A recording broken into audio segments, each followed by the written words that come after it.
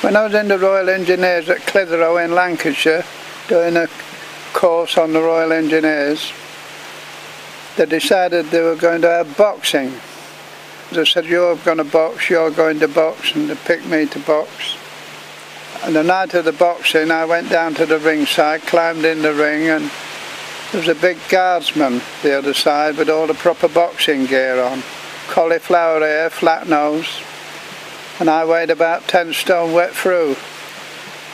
And I stood in the middle of the ring and they said, no hitting below the belt, and break when you're told to break. And I went back to the corner and I said to the sergeant, I won't be in long. So he said, oh, you're going to knock him out? No, I said, you'll find out.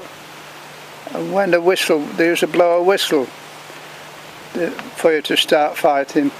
They blew the whistle and I went across the ring quick and I elbowed him. And they disqualified me. And I got 14 days CB for that. Confined to barracks. Letting the regiment down.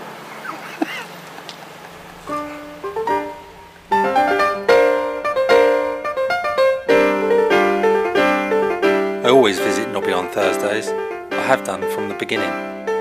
He had adventures to tell, and I like that. But today, Nobby has a special story. A story that I'd like to share.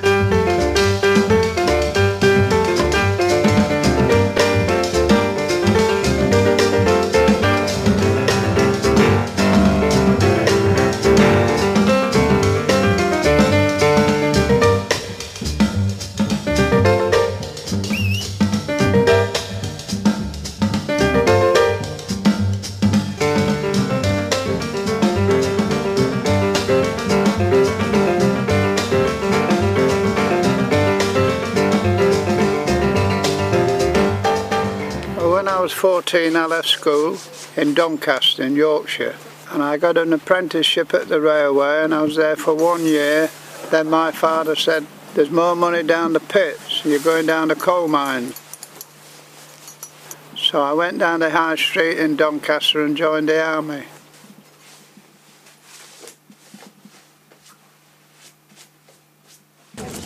I've known Nobby for a few years now, in fact ever since he moved here.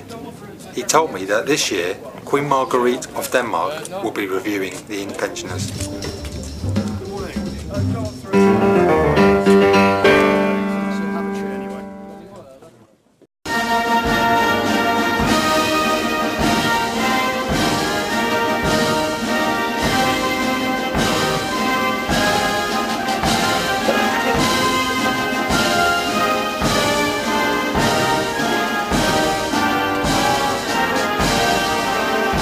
The hospital was founded in 1692 by King Charles II as a home for old soldiers.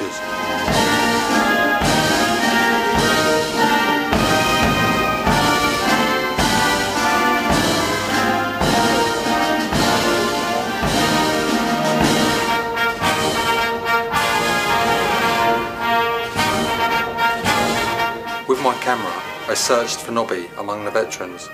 It will be my record for future years. When we finished the training, they decided that we were going to Burma. But the Sergeant Major told me that I couldn't go because I was too young. I had to be 17 and a half to go on active service. So I went home, got my father to sign a consent form, and then I went with them.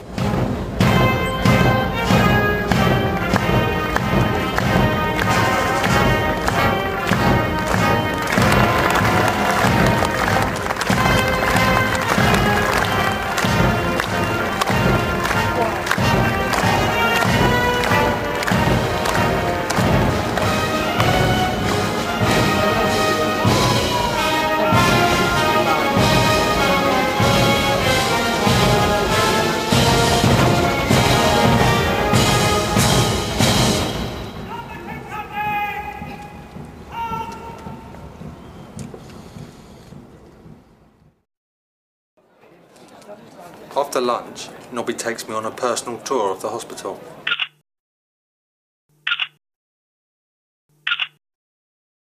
Past if they're blushes. That he does. But he thinks of all the things that would laugh. Before parting, Nobby left me with one final story. It comes from a mother writing to her young son. That son was Nobby. When I went to Palestine, when I was 21, while I was out there, my mother sent me a flowered card, and on the card was a poem, and it was called Dearest, and it was dearest one in all the world, I think of you each day, but when I come to tell my thoughts, I know not what to say, for words are clumsy things at best, and hearts are slow to yield the secrets in their silent depths concealed. But when I call you dearest, just that word seems to convey the story of my love for you, and though you're far away, it deepens as time passes, ever constant, ever true. Dearest and most precious one, my heart belongs to you.